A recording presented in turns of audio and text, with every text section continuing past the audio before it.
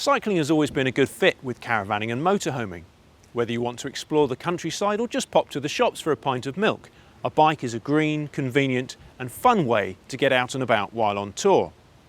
The downside is that cycling can also be hard work, especially if you holiday somewhere hilly or aren't as fit and strong as you used to be. If that sounds familiar, then maybe an electric bike could be the answer. Electric bikes, or e-bikes, fall into two broad types. Pedelecs add electric assistance in response to the pressure you put on the pedals.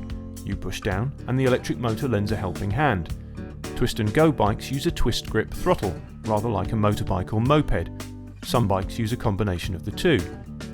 The best pedelecs feel much like a conventional bicycle to ride, only with the flattering feeling that you are suddenly lighter and fitter.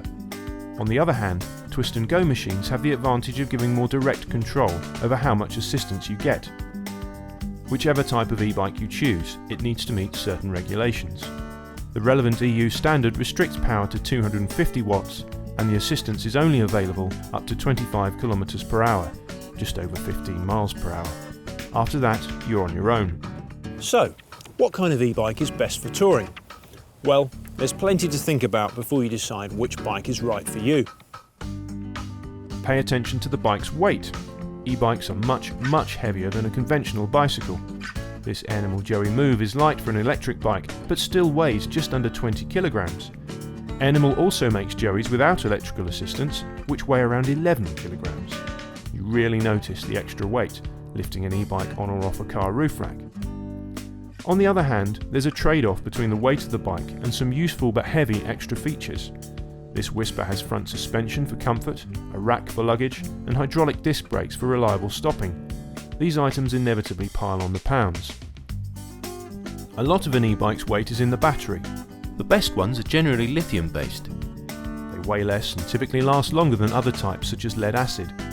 Check the warranty on the battery. Around 2 years is typical but not universal.